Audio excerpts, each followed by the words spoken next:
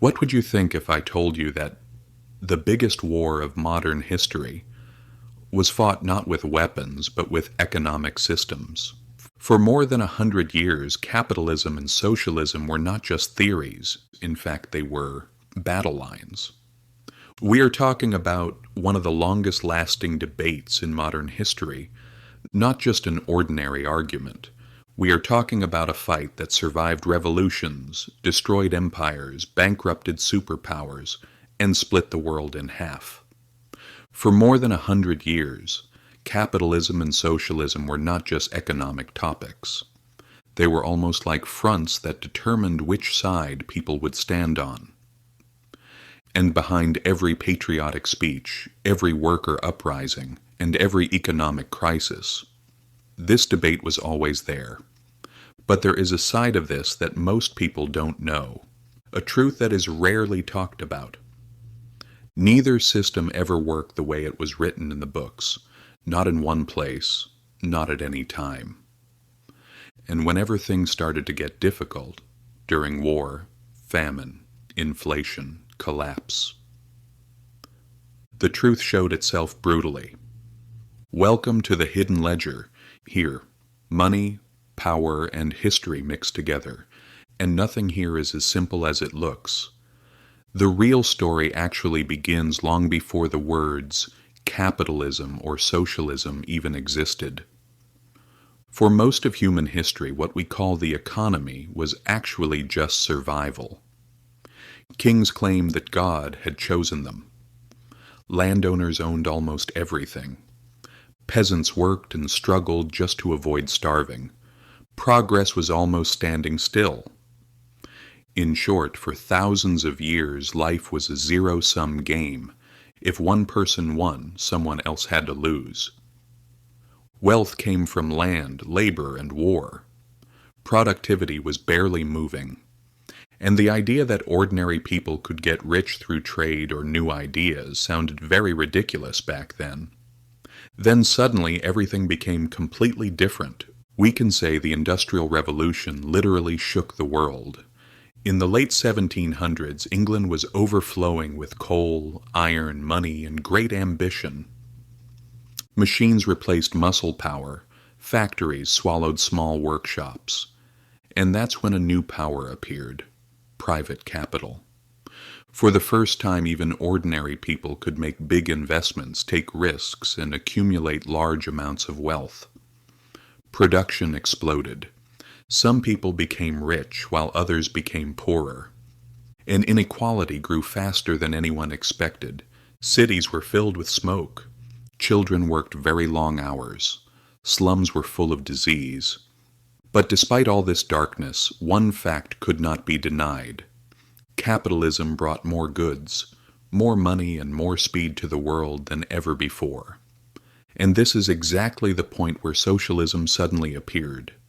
And not as a dream, but as a reaction, as an objection under the idea that this system is oppressing people. Marx and Engels looked at factories, worker uprisings, and exploitation, and they said, the problem is not the bosses, the problem is the system itself.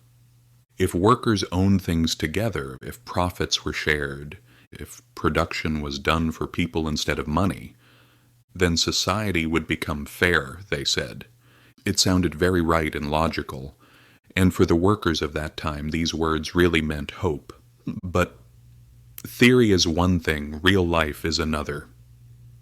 The first big experiment with socialism did not happen in a university, but inside a collapsed empire, in Russia, in 1917. The country was hungry, underdeveloped, and in chaos.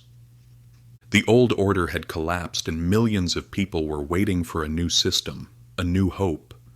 The state took everything under its own control. Land, factories, banks, all belonged to the state. Prices were set by bureaucrats. Private businesses were eliminated. On paper, everything looked very logical. But in practice, the system didn't seem to work. No one really knew what people wanted.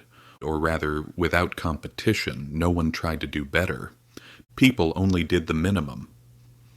Shortages became normal. Lines became part of daily life. Agriculture collapsed and people went hungry. Even Lenin eventually stepped back and allowed the market a little. Actually, the interesting part was this. While socialism was failing, capitalism was not shining either. In 1929, the stock market crashed. Banks went bankrupt. People lost their jobs. The Great Depression arrived. For many people, capitalism was no longer just unfair, it was also dangerous. Then World War II broke out and everything changed again. During the war, both capitalist and socialist countries pushed their systems to the limit. The Soviets managed everything with state power. America, on the other hand, combined the power of private companies with state planning. After the war, the issue was no longer ideology, but results. So who was recovering faster? Who was living better? During the Cold War, the world watched this closely, and over time the gap grew wider.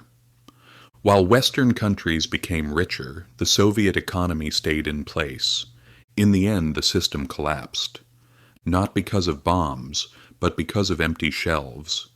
But the story didn't end there, because capitalism couldn't escape its own problems either. Finance grew, debt increased, and crises returned. In 2008, everyone once again realized how fragile the system really was. At the same time, people started asking this question again.